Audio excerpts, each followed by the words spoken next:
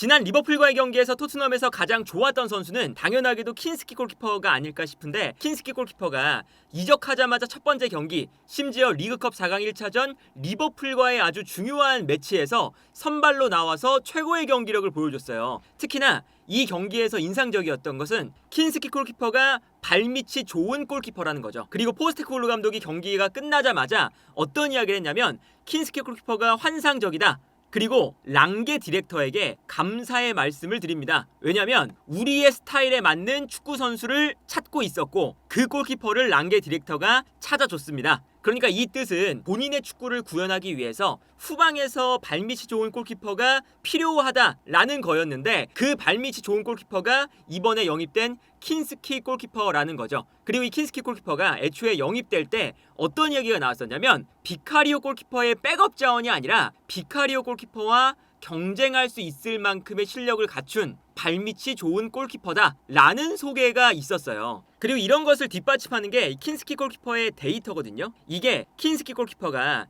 이번 시즌 유로파리그에서의 패스한 위치를 나타낸 자료인데, 이 오른쪽이 오픈 플레이 상황이거든요. 그러니까 골키퍼가 볼을 가졌을 때 어느 곳으로 패스를 했냐, 이거를 보는 지표인데, 킨스키 골키퍼의 페널티 박스 앞쪽 요 라인에 정말 균등하게 10%대를 유지하고 있습니다. 그리고 이 공간으로 가장 많은 패스를 줬다는 것을 알 수 있죠. 이것은 킨스키 골키퍼가 볼을 가지고 있다가 본인의 앞쪽에 있는 선수들에게 볼을 공급하는 플레이를 주로 했다는 거죠. 그냥 단순하게 롱킥을 처리하는 게 아니라. 그리고 그만큼 발밑에 자신이 있다는 건데, 발밑이 좋은 골키퍼가 필요한 이유는 어떤 거냐면, 골키퍼가 빌드업 과정에 참여를 하기 시작하면 기본적으로 후방 빌드업을 할 때 플러스 1명이 될 수 있는 이점을 얻게 됩니다. 왜 그러냐면, 예를 들어서 상대팀이 토트넘의 선수들을 모두 다 1대1로 압박을 한다고 가정을 해보면, 기본적으로 모든 선수가 압박을 당하고 있는 상황이잖아요. 그런데 이제 어제 경기에도 자주 나왔던 건데, 이 순간 킨스키 골키퍼가 볼을 끌고 본인이 직접 올라옵니다.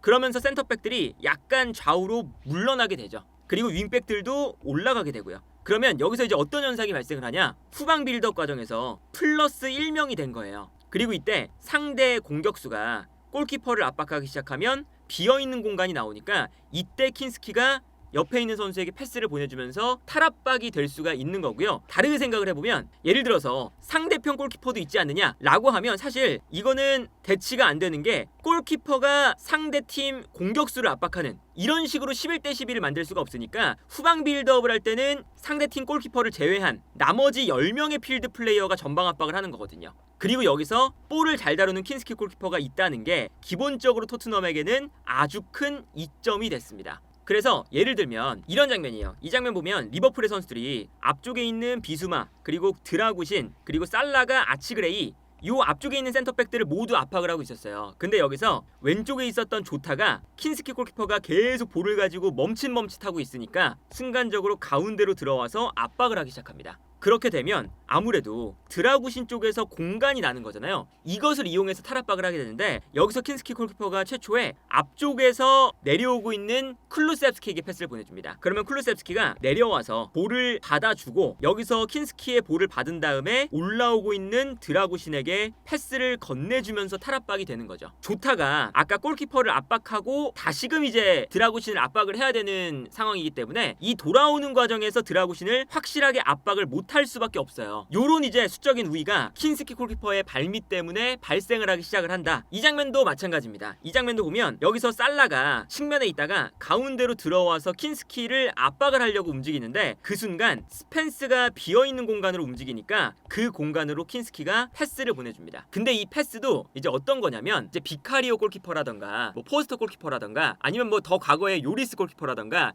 이 토트넘의 골키퍼들이 발밑이 안 좋다고 평가받았던 이유 중에 하나는 어떤 거냐면, 뭐 포스테코글루뿐만 아니라 콘테, 이런 감독들도 후방에서 볼을 돌리는 형태를 많이 가져갔어요. 근데 그게 잘 안 됐던 게 어떤 거냐면, 볼을 우리 선수에게 줄 때 이 볼의 궤적 자체가 굉장히 좋지 않습니다. 예를 들면 비카리오 골키퍼를 예로 들었을 때, 비카리오 골키퍼가 스펜스에게 패스를 준다고 가정을 하면 굉장히 낙차가 큰 포물선을 높게 그리면서 패스를 보내주게 돼요. 그러면 볼이 떨어지는 시간이 있기 때문에 이 볼이 떨어지는 시간이 있을 때 살라 같은 선수가 골키퍼를 압박을 하다가 포물선이 높게 올라가서 떨어지는 동안 다시금 달려와서 압박을 한다는 거죠. 그래서 이 골키퍼가 패스를 보내줄 때도 그냥 단순하게 패스를 주는 게 아니라 낙차가 크지 않은 빠르고 낮은 패스를 주는 게 중요하거든요.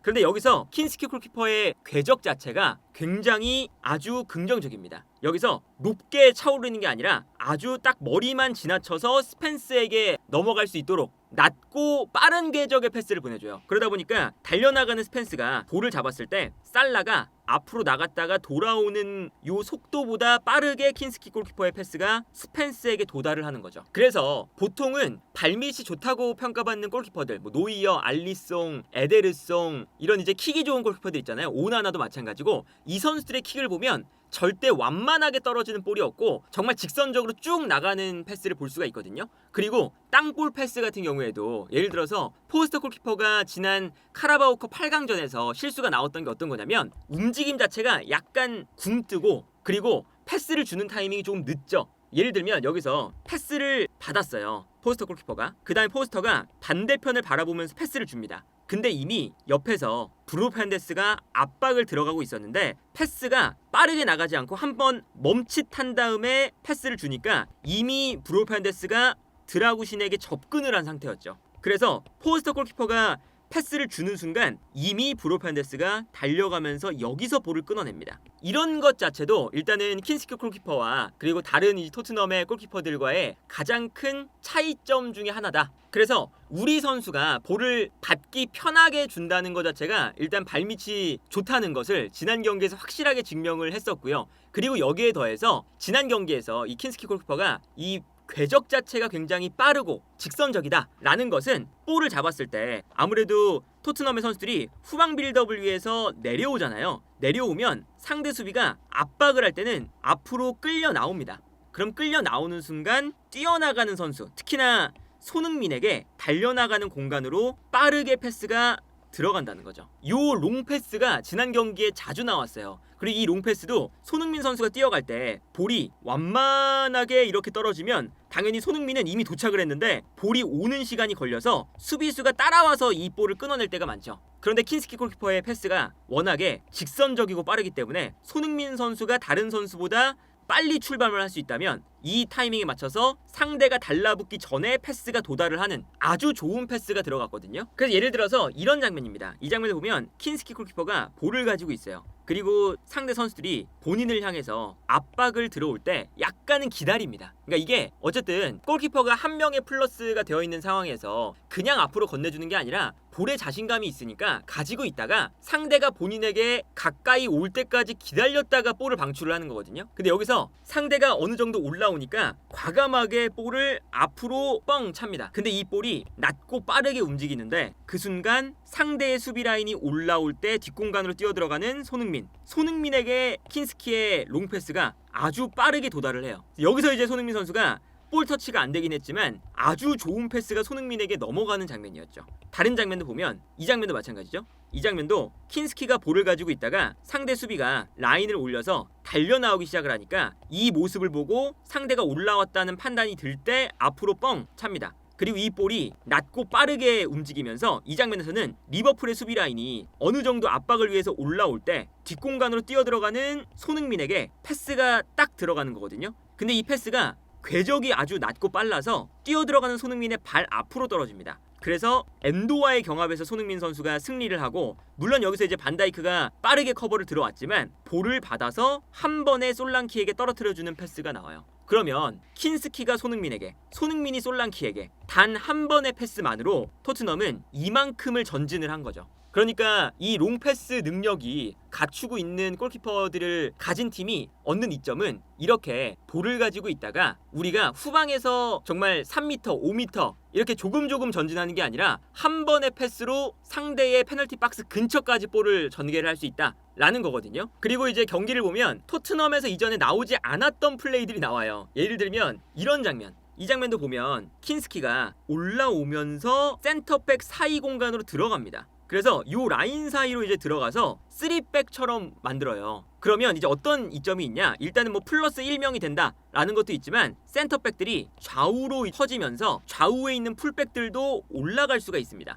일단 구조 자체가 굉장히 좋아져요. 그러면서 킨스키가 볼을 가지고 3백을 만듭니다. 그리고 이때 만약에 여기서 상대 공격수가 킨스키를 압박하면 상대 공격수에게 압박을 당하고 있었던 선수가 자유로워진다거나, 그리고 센터백들이 좌우로 분산이 된 상태이기 때문에 좌우 측면으로 넓게 퍼진 선수가 있을 거 아니에요. 그 선수에게 킨스키가 좌우 측면으로 패스를 계속 뿌려주는 거죠. 그래서 이 장면에서는 킨스키가 왼쪽 측면으로 패스를 보내주는데 이 패스가 손흥민 선수 쪽이었습니다. 그래서 이 한 방의 패스만에 손흥민 선수가 넓은 공간에서 볼을 받을 수 있는 이런 장면을 연출해냈거든요. 그래서 이 킨스키 골키퍼가 비카리오 골키퍼를 위협할 수 있는 발밑이 좋은 골키퍼다 라는 이 소개에 딱 맞게 어제 경기를 매우 훌륭하게 치렀다. 그리고 여기에 더해서 이제 어떤 것도 있냐면, 발밑이 좋은 골키퍼가 가지고 있어야 되는 가장 중요한 요소 중에 하나가 뒷공간 커버인 거잖아요. 그러니까 이 포스테코글루 감독이 우리의 축구에 맞는 선수를 랑게 디렉터가 찾아줬다,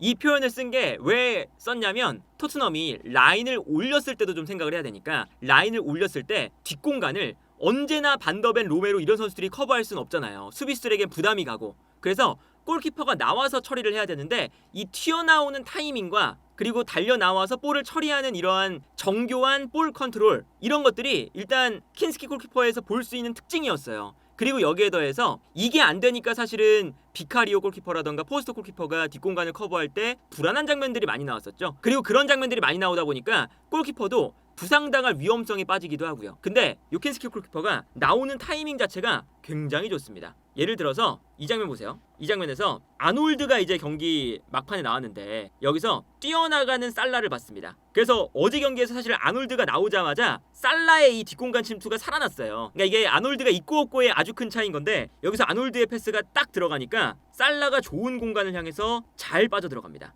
근데 이때 킨스키가 이 모습을 보다가 아놀드가 패스를 주는 순간 튀어나오기 시작해요. 그래서 살라가 이 공간에 도착하기 전에 킨스키가 먼저 도착을 하면서 볼을 잡아냅니다. 물론 이제 여기서 킨스키가 잡아내는 볼을 아츠그레이가 슬라이딩 태클로 너무 불안하게 이 아놀드의 패스를 걷어내는 장면이긴 했는데, 요런 이제 달려나오는 타이밍, 이게 참 좋다는 거죠. 다른 장면도 마찬가지입니다. 이 장면도 역시나 아놀드가 뛰어가는 살라에게 패스를 절묘하게 찔러줍니다. 근데 여기서 살라가 뛰어들어가는 타이밍에 킨스키가 어느샌가 먼저 나와 있어요. 그리고 이 패스는 당연히 앞으로 나가기 때문에 달려 나오는 킨스키 쪽으로 넘어가는 거죠. 그래서 킨스키가 이 볼을 나와서 살라보다 먼저 이 공간에서 캐칭을 하는 장면을 볼 수가 있습니다. 이런 뒷공간 커버 능력도 킨스키가 어제 굉장히 잘 보여줬고요. 그리고 이런 장면도 있어요. 선방력도 굉장히 좋은 골키퍼거든요. 그러니까 킨스키가 영입이 될 때 디 애슬레틱에서 분석한 바에 따르면 현재 이번 시즌 킨스키의 선방률은 78.7%입니다. 물론 체코 기준이지만 이 선수가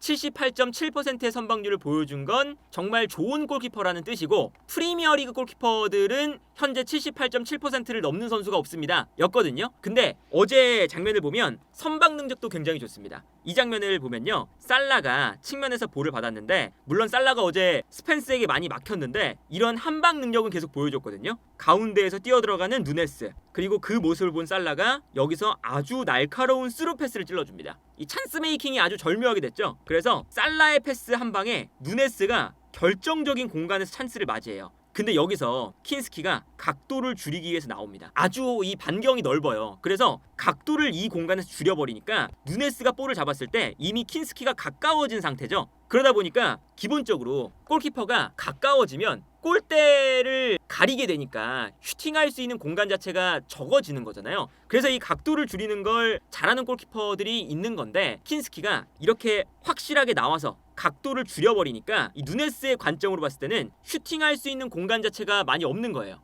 그래서 슈팅을 했을 때 킨스키가 막아내는 장면을 볼 수가 있습니다. 다른 각도에서 보면 확실하게 킨스키가 달려나와서 각도를 막아버리니까 누네스의 시야에는 킨스키가 가려버려서 골대를 바라보기가 굉장히 어려운 상황이 된 거예요. 만약에 킨스키가 여기 있었다면 누네스가 슈팅할 수 있는 공간이 굉장히 많았었겠죠. 그래서 요런 이제 움직임도 아주 좋았던 어제 장면이었고, 그리고 민첩성도 보시면 반사신경도 이 장면을 볼 때 크로스가 넘어왔을 때 누네스가 사실 이 슈팅이 굉장히 어려웠어요. 어떤 움직임이었냐면 등을 바라보고 있는데 뒤를 바라보고 있다가 누네스가 뒷발로 슈팅을 한 장면이었습니다. 아주 절묘한 슈팅이었거든요. 근데 이것도 킨스키가 예측하기 힘든 코스였지만 이 슈팅을 몸을 날리면서 막아냅니다. 이 반사신경도 굉장히 뛰어난 골키퍼로 보이거든요. 그래서 이 킨스키 골키퍼가 단 한 경기 만에 비카리오를 위협할 수는 없겠지만 비카리오를 위협할 수 있는 분명한 요소들을 잘 보여줬어요.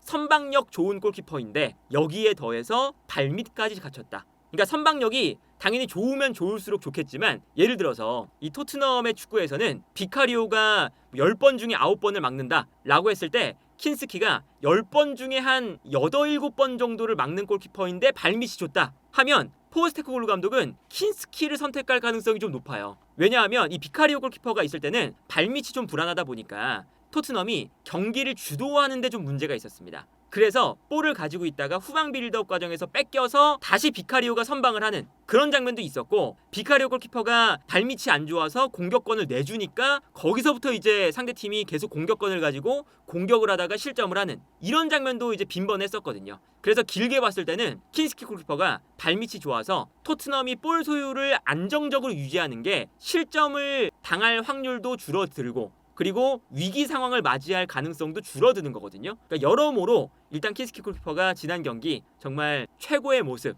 포스테코글루 감독이 원하는 골키퍼의 모습을 아주 이상적으로 보여줬다. 그래서 앞으로 이 킨스키 골키퍼의 활약이 더욱더 기대가 되지 않나 싶습니다.